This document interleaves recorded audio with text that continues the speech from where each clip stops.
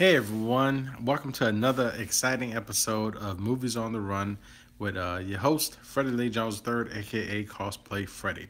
Now, today I have a special gem in mind. I found out about this movie sometime last year, but I just now am able to, sorry about the light, I'm just now able to review it because I just watched it for the very first time. And let me tell you, this is why I'm an independent filmmaker. The name of today's movie is called Never Hike Alone. It's the 2017 uh it's a 2017 horror thriller, and the synopsis is a hiker's survival skills are put to the test when he stumbles upon the remains of an old abandoned camp and discovers its long dark secrets. For those of you all that do not know, this is the unofficial um, Friday the 13th sequel. That's what I'm calling it. My own personal opinion. It was made by fans for fans. And let me just go through a list of, and this will be a spoiler free review. So you have to watch this film. Matter of fact, bump all of this. I'm going to go ahead and give you the rating now and then talk about the movie. So, as we all know, that Movies on the Run, we do it on a running aspect. So, it's a 5K, 10K, half marathon, full marathon, and of course the crazy ultra. So, that's my 1 through 5 scale. So, obviously, the ultra will be your 5, the half marathon. I'm sorry, your 5K will be your 1. This movie was a damn full crazy ass ultra marathon. I give this 5 out of 5. If I was waiting 1 through 10, it would get a 10. This is why big studios need to pay attention to people who do fan favorite films of their favorite movies. This is the reason why. And here's the crazy part of it. This movie is only 54 minutes long. I repeat, 54 minutes long. This movie isn't even an hour, and it had me on the edge of my seat from the start to the finish. There are slower parts in the film, but it's perfect and it works out perfectly. The film stars, let me go ahead and pull that up since I'm prepared. Drew, I hope I'm pronouncing your name right. Lady as Kyle McLeod. He's our protagonist, and Vicente DeSanti. I think I'm pronouncing your name right, and I do apologize if I'm butchering it. He stars as our antagonist as Jason Voorhees, which he also wrote and directed this film too. So bravo to you.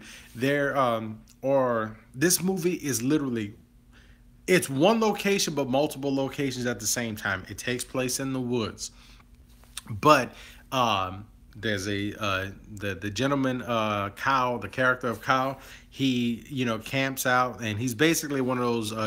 I would even say he's a YouTuber that goes out and finds different places to hike. He goes on the grid, which was super smart. He actually brings in a trail guide with him. Everything that this guy did in this film was super smart. Bravo to you and the crew for making that choice, for him not being just a silly victim, or he's smart all the way up until the end. Same thing with the gentleman who played Jason, Vincent. Jason was fast as hell in this movie. Not running. It was along the lines of, sorry about that. I just had a quick call. Sorry, but his movements, yes, he was dead and, rotting, but at the same time, he wasn't like, moving all over the place. Like, that's what I thought was really cool about this movie. He was smart. Jason was tactical. Jason is seen very early in this film. You only have 54 minutes, and I thought that was perfect how they did that. You didn't have to wait till the last 20 or 30 minutes for Jason to appear. Other things that I loved about this movie was the camp actually looked in some parts. Some of the parts actually looked really old because it's supposed to take place like 37 years after the very first movie.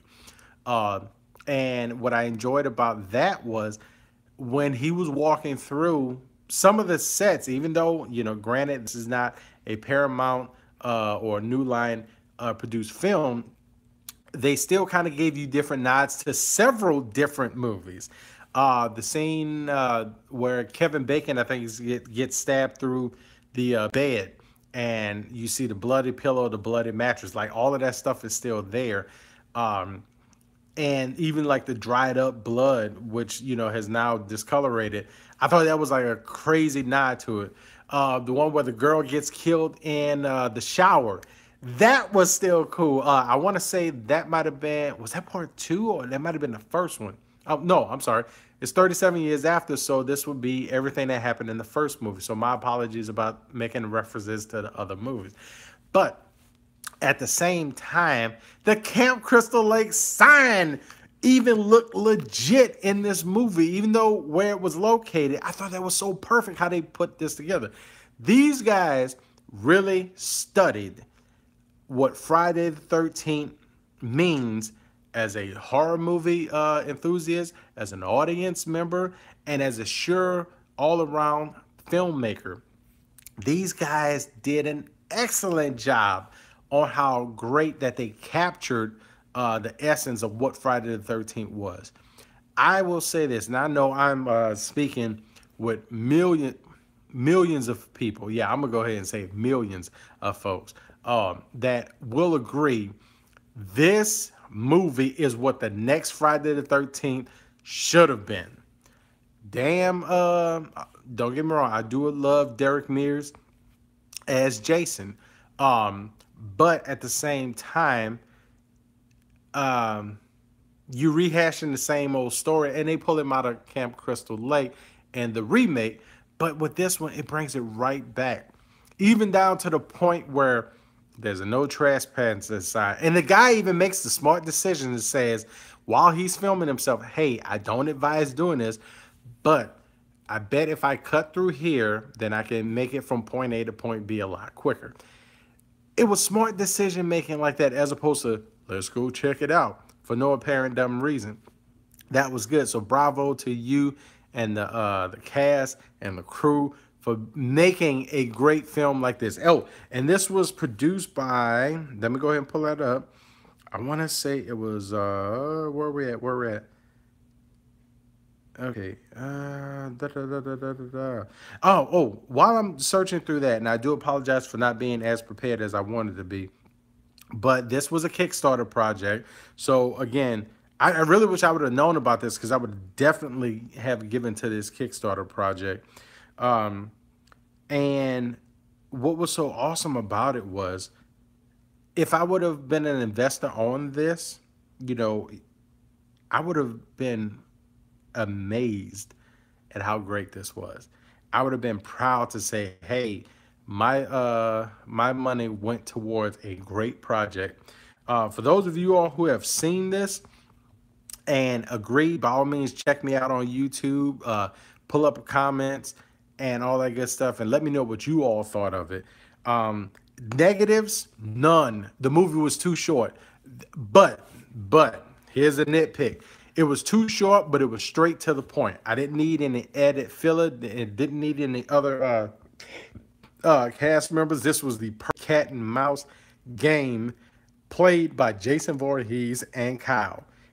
And like I said, it's spoiler free, but you all in the horror community, in the film community, both indie and mainstream, you all need to check out this movie. And I want to say, I'm trying to remember who put this out. I want to say it was Womp Stomp Films. I'm trying to look that up. I do apologize.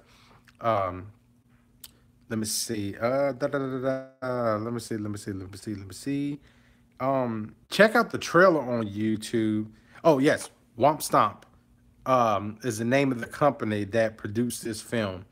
And guys, whatever y'all have next coming up, please look me up, and I will definitely make my way to giving into the next Kickstarter project, because if you all are putting out quality like this, I definitely, as a future filmmaker myself, want to be a part of this brand.